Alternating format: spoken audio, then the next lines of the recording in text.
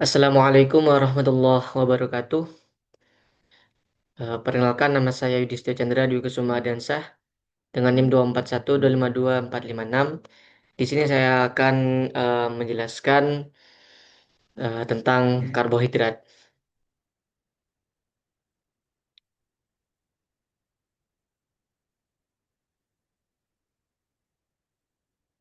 Oke, karbohidrat.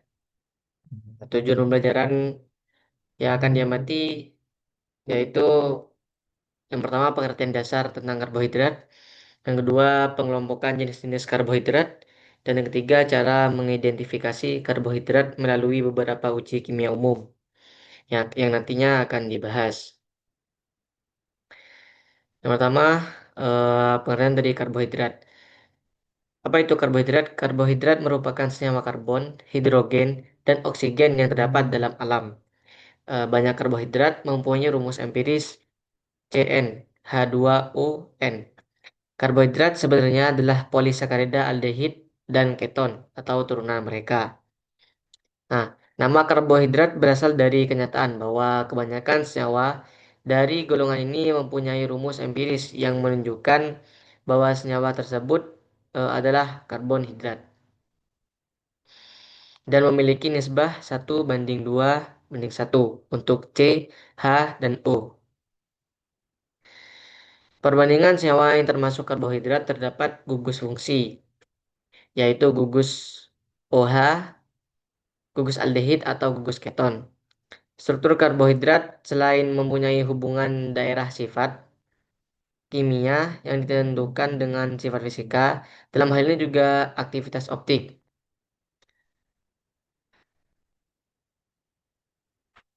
Oke. Selanjutnya peran karbohidrat.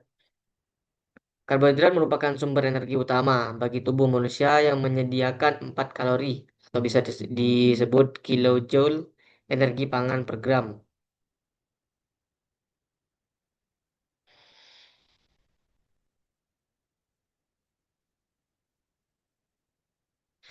Karbohidrat juga mempunyai peranan penting dalam menentukan karakteristik bahan makanan, misalnya rasa, warna, tekstur, dan lain-lain.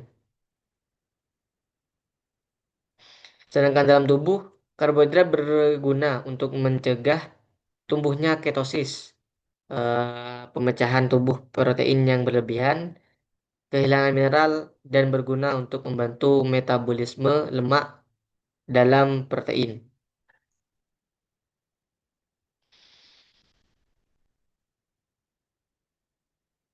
Nah, berikut struktur karbohidrat,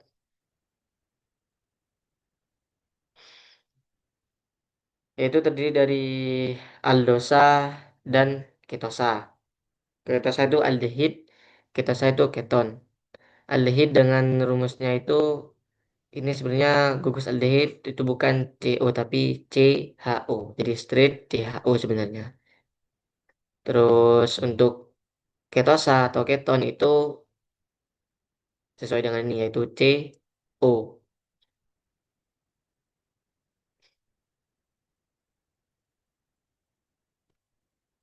Selanjutnya klasifikasi karbohidrat. Nah, karbohidrat itu ada tiga. Jadi ada monosakarida, ada disakarida, dan polisakarida. Nah, untuk struktur karbohidrat, untuk karbohidrat dasar itu, struktur dasarnya itu adalah monosakarida. Nah, monosakarida ini adalah karbohidrat yang sederhana, dalam arti molekulnya hanya terdiri atas beberapa atom karbon saja dan tidak dapat diuraikan dengan cara hidrolisis dalam kondisi lunak menjadi karbo lain. Monosakarida tidak berwarna, bentuk kristalnya larut dalam air tetapi tidak larut dalam pelarut nonpolar. Berikut struktur untuk monosakarida. Nah, jadi monosakarida ini contohnya ada tiga ini, yang masuk. karbohidrat monosakarida. Ada glukosa, galaktosa, dan fruktosa. Yang termasuk aldehid atau aldosa itu glukosa dan galaktosa. Dan fruktosa ini termasuk ketosa yang rumusnya itu C dan C berkaitan dengan O, berhubungan dengan O. Kalau aldosa atau aldehid itu CHO. Lautnya di sakarida. Disakarida adalah suatu karbohidrat yang tersusun dari dua satuan monosakarida yang dipersatukan oleh suatu hubungan glikosida dari karbon satu dari satu satuan ke suatu OH satuan lain.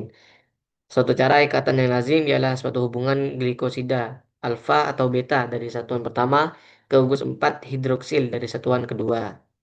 Nah, jadi untuk karbohidrat selanjutnya itu ada disakarida yang susunannya itu terdiri dari atau tersusun dari monosakarida atau lebih dari satu monosakarida. Nah, eh,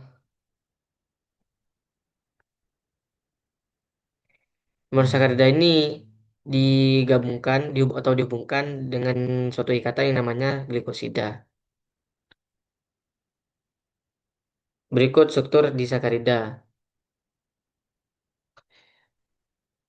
Contohnya ada sukrosa, maltosa, dan laktosa. Sukrosa ini terdiri dari glukosa dan fruktosa.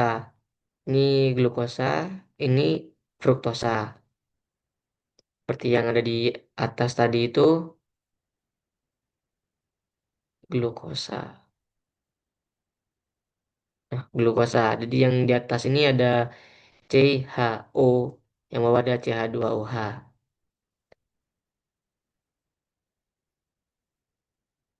Oh, CH2OH. Oh, bentuknya. Glukosa seperti ini dan fruktosa seperti ini. Terus ada maltosa yang terdiri dari glukosa dan glukosa, sama-sama glukosa. Terus yang bawah ada laktosa yang terdiri dari glukosa dan galaktosa. Soalnya ada polisakarida.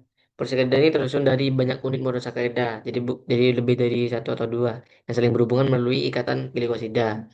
Molekula dapat saling berhubungan membentuk polisakarida lurus, bercabang atau melingkar. Ikatan 1, 4, dan 1, 6 adalah yang paling banyak ditemui pada polisakarida alam yang terdiri dari heksosa.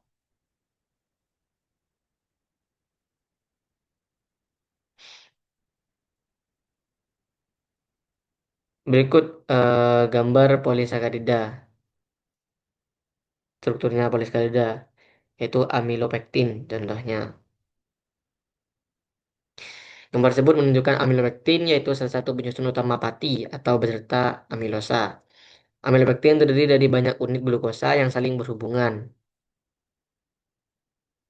Ikatan yang terlihat pada gambar ini eh, terdiri dari ikatan alfa 1,4 glikosidik atau penghubung utama rantai lurus sama ikatan alfa 1,6 glikosidik atau cabang yang terjadi pada bagian bercabang.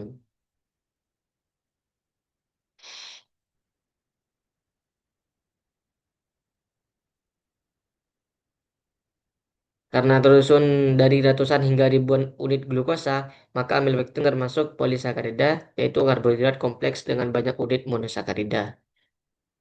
Selanjutnya, metode uji karbohidrat. Yang pertama, uji Molis. Uji Molis adalah uji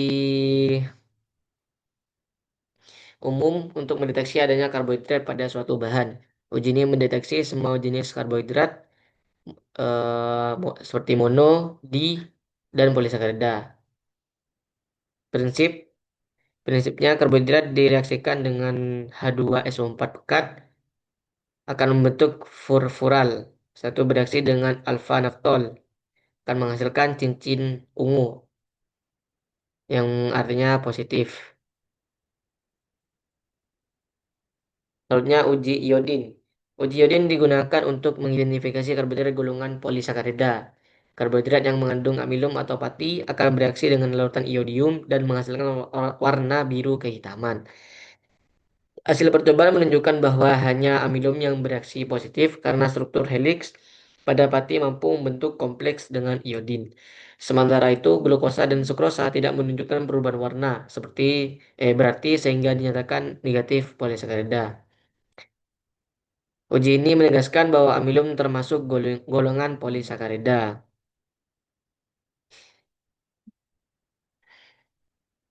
Karbohidrat dengan golongan polisakarida akan memberikan reaksi dengan larutan iodium dan memberikan warna biru kehitaman yang menunjukkan adanya amilum atau pati pada sampel.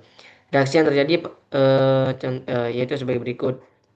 3 iodin plus 6 NaOH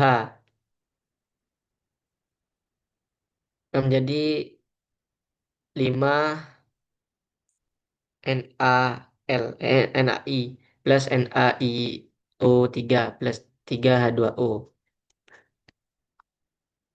Selanjutnya uji Fehling. Uji Fehling digunakan untuk menunjukkan sifat khusus karbohidrat dengan adanya karbohidrat reduksi. Hasil ini menunjukkan bahwa glukosa dan sukrosa merupakan gula yang dapat mereduksi larutan Fehling dan sebagai karbohidrat pereduksi. Reaksi Fehling ditambah karbohidrat kemudian dipanaskan akan terbentuk endapan merah bata pada hasil akhir. Berikut adalah reaksi yang terjadi, yaitu 2Cu2+ ditambah 2OH dan bereaksi menjadi 2Cu2O plus H2O. Dalam reaksi ini, ion Cu2+ direduksi menjadi Cu+, yang dalam suasana basa akan diendapkan menjadi Cu2O. Fehling B berfungsi untuk mencegah Cu2+ mengendap dalam suasana alkalis.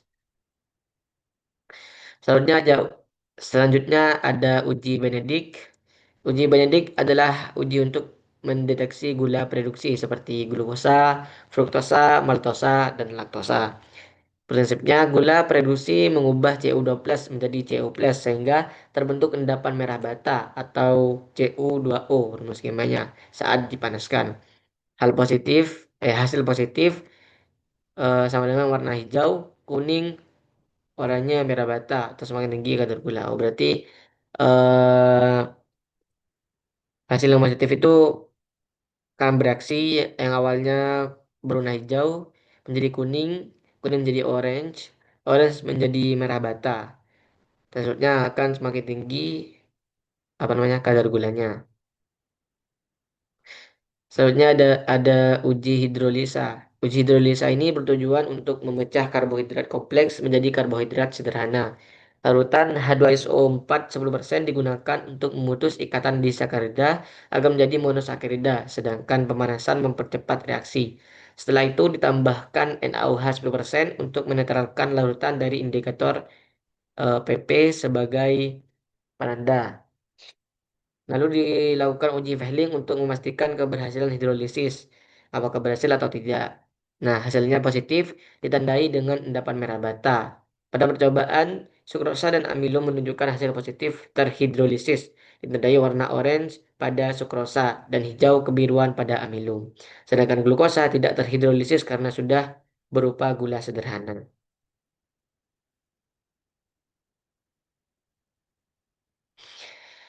Hidrolisis sukrosa atau disakarida. Sukrosa dipecah menjadi glukosa ditambah fruktosa oleh asam atau rumus kimianya H2SO4. Oleh asam H2SO4. Nah, reaksinya C12 H22O11 ditambah H2O. Lalu dipanaskan dengan H2SO4 akan bereaksi menjadi C6 H12O6 yaitu glukosa plus C6H12O6 yaitu fruktosa. Setelah itu diuji Fehling. Hasilnya positif endapan merah bata. Karena hasilnya hidrolisnya adalah gula produksi. Hidrolisis amilum atau pati dalam kurung polisakarida. Amilum akan dipecah menjadi molekul lebih pendek, yaitu dextrin, maltosa, dan jadi glukosa.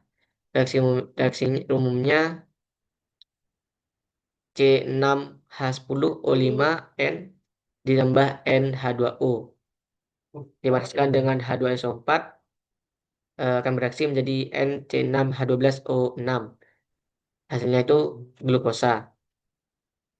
Hasil akhir glukosa, yaitu positif Fehling atau hijau kebiruan atau merah bata tergantung konsentrasi.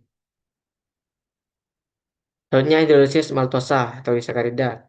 Jika maltosa diuji, maltosa akan dipecah menjadi dua glukosa. Reaksinya C12H22O11 ditambahkan H2O. Setelah itu dipanaskan dengan H2SO4 akan bereaksi menjadi 2 C6H12O6. Setelah pemutusan ikatan menjadi glukosa dan positif Fehling.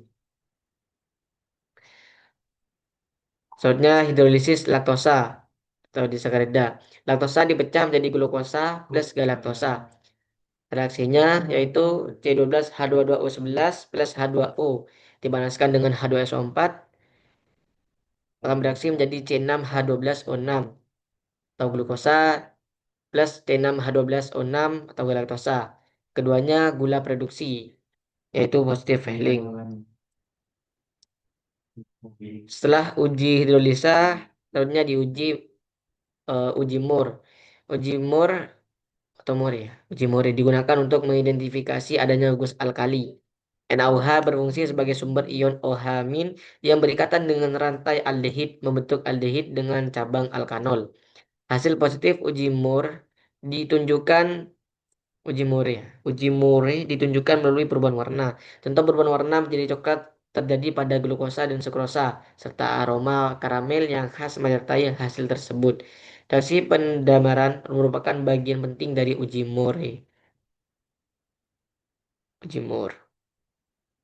Warna coklat tanpa aroma karamel menunjukkan konsentrasi gula rendah, sementara bau karamel dan warna coklat mencirikan konsentrasi gula tinggi. Mekanisme uji Moore melibatkan substitusi ion OH- oleh NaOH. Pemanasan diperlukan untuk mencapai titik didih glukosa dan menggantikan ikatan karbon dengan gugus negatif OH, menghasilkan perubahan warna coklat. Konsentrasi NaOH yang tepat penting untuk karamelisasi gula. Penggunaan kurang dari 10% NaOH dapat menghambat reaksi karamelisasi pada larutan glukosa. Tabel hasil uji Moore menunjukkan perubahan warna pada sampel. Glukosa berubah dari bening menjadi coklat kehitaman, sementara sukrosa menjadi kuning, menandakan keduanya adalah gula sederhana. Reaksi yang terjadi yaitu aldehid atau gula produksi plus OH- jadi aldol aldehid. Setelah itu dilakukan pemanasan, produk berwarna kuning, hasilnya berwarna kuning sampai coklat. Reaksi pendamaran atau browning reaction. Hasil positif pada uji Moore ditandai dengan warna kuning sampai coklat tanpa endapan. Oke.